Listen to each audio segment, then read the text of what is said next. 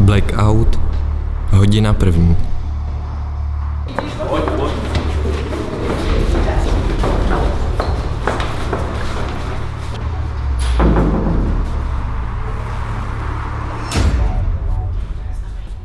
Co teď? Hele lidi, tady je to nějaký divný. Já se bojím, pojďte, musíme ven.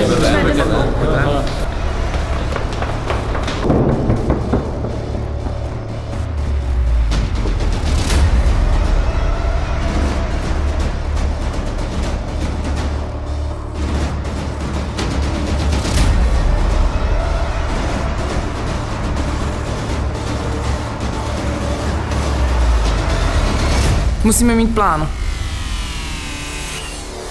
Vy dva pojedete do benzínku a seženete zásoby. Potřebujeme alternativní zdroj energie. Vy 4 ho získáte. Všichni se pak sejdeme tady. Blackout, hodina druhá.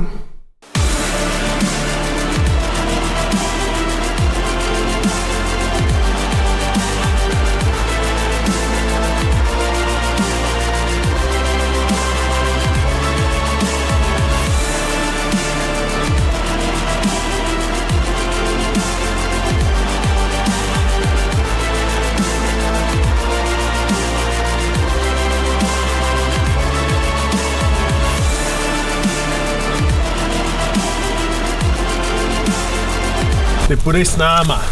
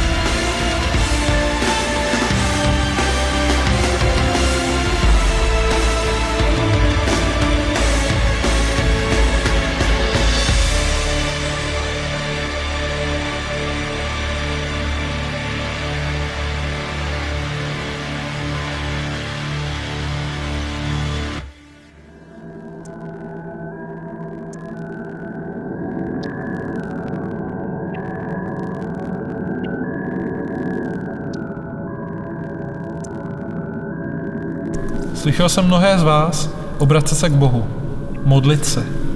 A přitom, kolik z vás bylo před touto událostí věřících? 2, 3, maximálně 5? Proč se k němu obracíte? Proč hledáte útěchu v Bohu, v jiném světě, po smrti? Proč nehledáte krásu ve světě kolem nás? Vždyť tady je krásně. Ano, třeba je vám zima, třeba vám nechutná jídlo, co jíte. Ano, vaše smyslové požitky prošly jakousi změnou. Je tady jistě velký rozdíl. Blackout, den 5.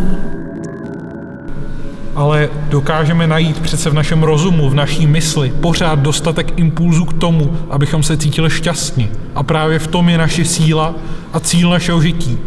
Pokud bychom měli živořit a být nešťastní s naším životem, pak rovnou můžete jít ven, svléknout se a umrznout. Třeba vaše hadry budou aspoň k něčemu tady ostatním, že? Kdokoliv z vás, kdo se modlí, zeptejte se sami sebe, proč se modlím?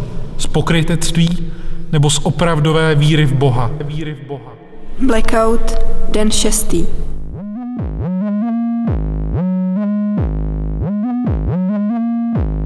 Ten křeček je na nic, potřebujeme něco většího.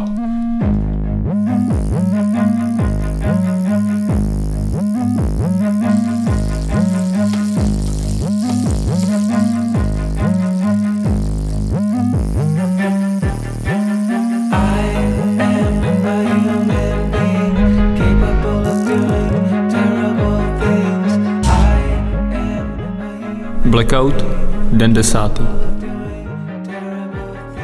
Pokud je vaše víra pravá, o čemž dost pochybuji, pak tedy ano. Ale vaše víra pravá není. Jste jen pokrytci a věříte v to, co říkáte, jen z důvodu, že chcete mít útěchu, protože věříte, že brzy zemřete. Blackout, den 15. Proto věřme v náhodu, když přece i v náhodě je útěchy. Dane, už drž už konečně hubu! Přesně tak, konečně to někdo řekl. Dobře, a co ti vadí? Co je špatně? Meleš tady už asi 3 dny v kuse. Nahlas dejcháš. Musíš tady funět Protože celou asi dobu. se podívej na to, co mele. To se nedá poslouchat. No, co já tady mám? Hej, a dej mi taky tu deku. Nechte se. Já nekopej mě. A prosím tě, se do toho nepleť. Tak když tady sedíš ty vole úplně mezi náma, ne? A tady sedí se mnou jinam. Pokud jste nespokojeni, pojďte ven. Tak jděte ven sám. pryč. No, ale já spokojen jsem. Já pořád dokážu udržet svou vnitřní rovnováhu a štěstí. To není normální.